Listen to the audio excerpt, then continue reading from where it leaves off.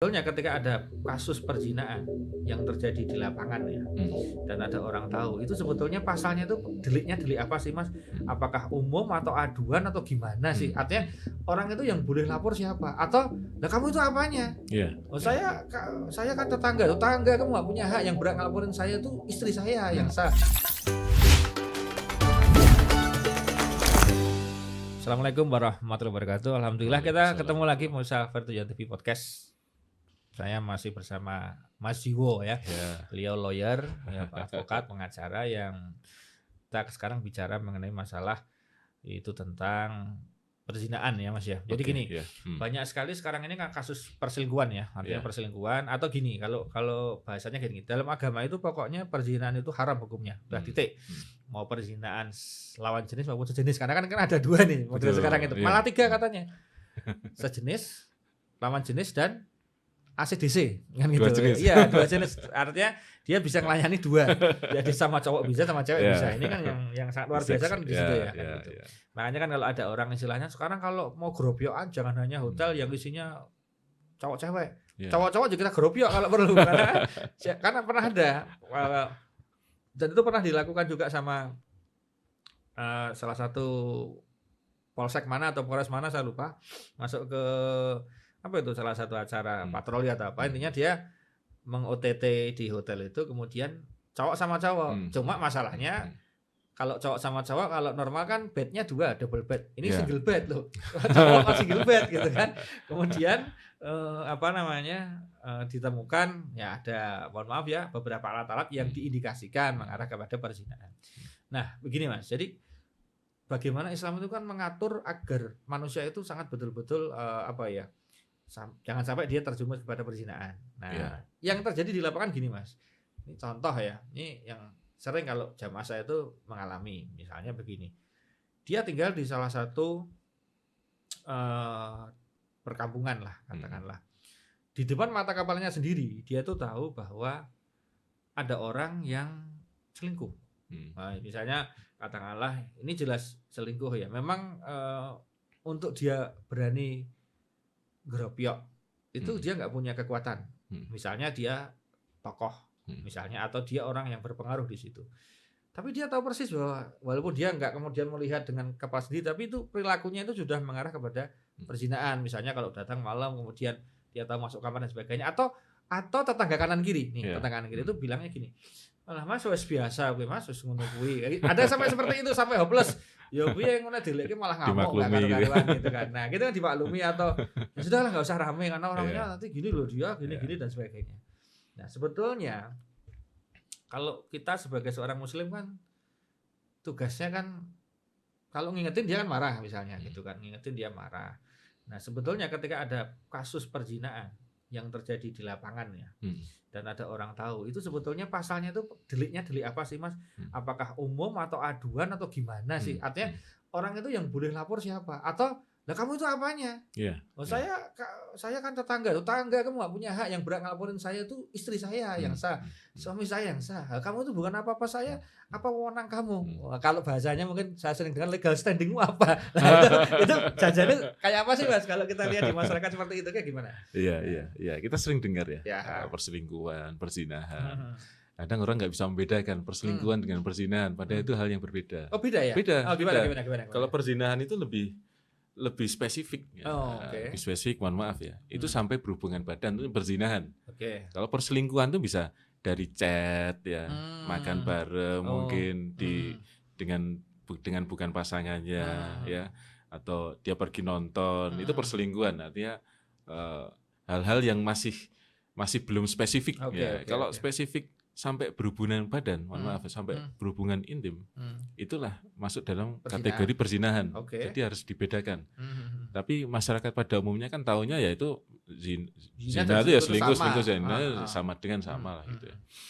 Nah, kalau untuk perzinahan, kalau kita mengacu pada KUHP itu di 284 KUHP ya.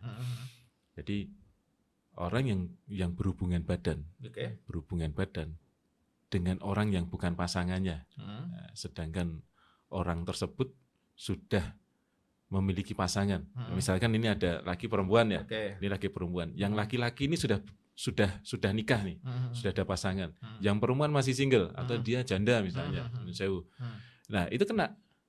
Itu kena perzinahan. Atau dua-duanya terikat pernikahan. Yang laki-laki dalam pernikahan, perempuan juga pernikahan. Jelas itu zina. Nah, atau yang perempuannya itu dibalik ya, yang perempuan yang memiliki pasangan yang sudah menikah, yang laki-lakinya masih single. Nah, itu zina.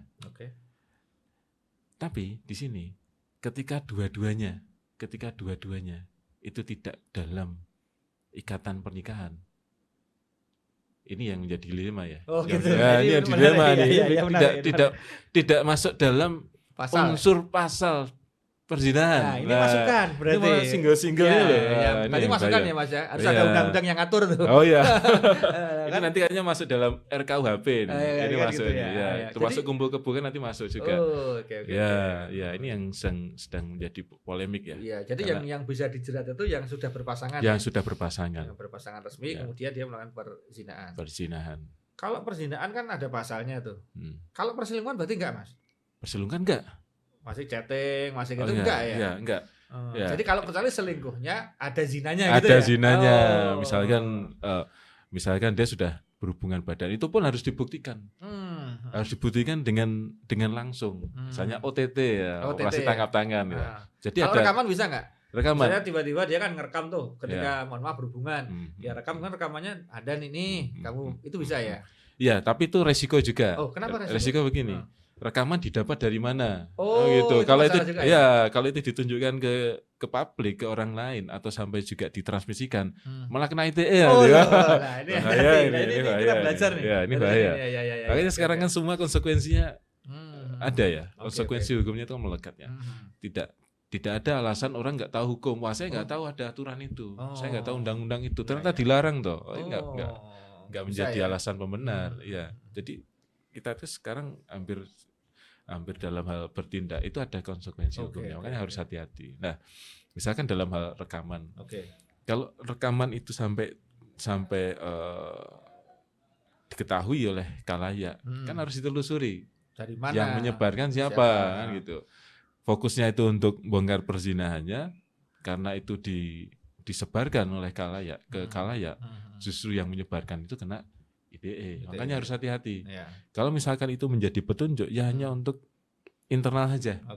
Internalnya untuk menyelesaikan permasalahan mereka. Ya, misalkan apakah ini mau dipidana, apakah ini mau ditempuh dengan mohon maaf dengan perceraian. Nah, itu kan kembali lagi pada pasangan. Gitu. Nah, dalam hal perzinahan yang bisa melaporkan itu adalah pasangan resminya. Oh, gitu ya. Betul, pasangan resminya. Dan itu harus tangkap tangan. Itu harus tangkap tangan. Harus tangkap tangan. Misalnya gini, wah itu pasanganku, misalnya istriku masuk ke hotel misalnya, atau masuk ke suatu ruangan di kamar gitu. Itu juga harus diperhitungkan. Di kamar ngapain ini? Ya kan kita udah emosi main sekak kan. Nah, gitu. Wah, ini masih ngobrol kok. Enggak bisa ya. Ya, masih main monopoli misalnya. Itu kan enggak bisa. Saya di kamar enggak ngapa-ngapain loh. Jadi kamu mau tetap pun harus dihitung ya. Harus dihitung. Durasinya misalnya dihitung. Ini masuk jam 10 misalnya. Kira-kira mulai jadi onsetnya jam berapa? Onsetnya jam berapa? Itu kan harus dikira-kira.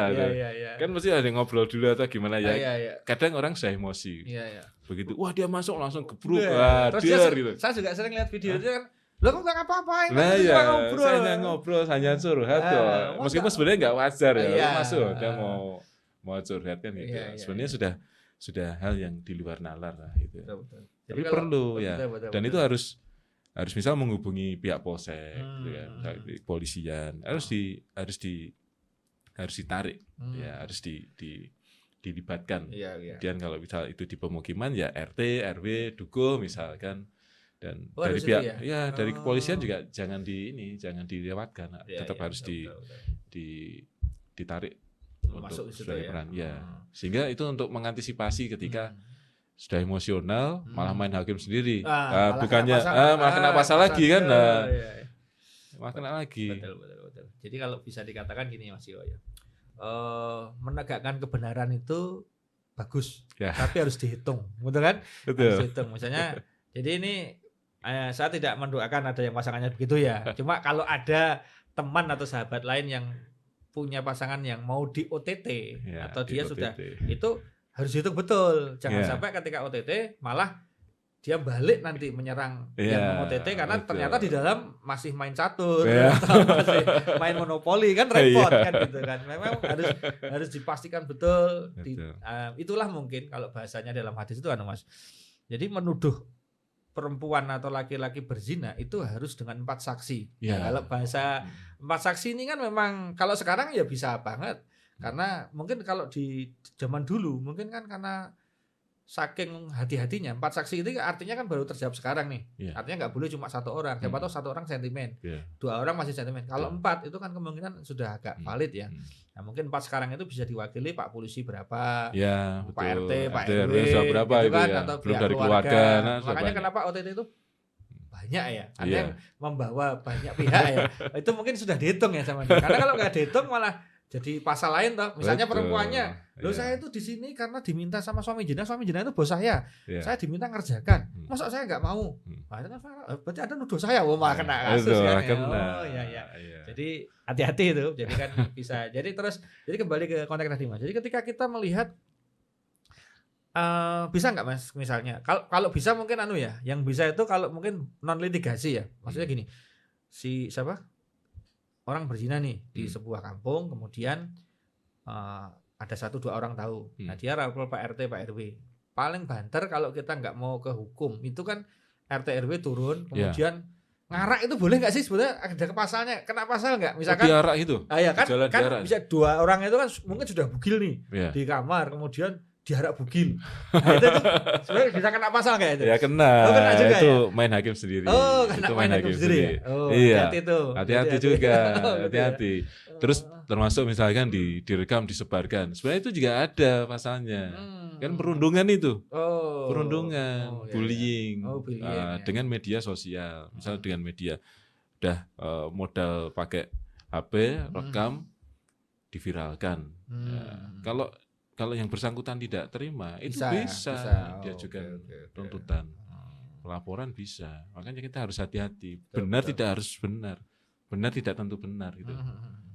Jadi walaupun benar pakai strategi, pakai ilmu kan gitu. Pakai ilmu. Karena kalau nggak pakai ilmu ya salah-salah mau menegakkan kebenaran malah bisa kena masalah kan. Betul. Nah, mungkin kalau bahasanya dalam agama itu ya kita sebelum melakukan tindakan yang koreksi dulu kita masing-masing, kemudian ini harus pakai apa strategi ya biar betul-betul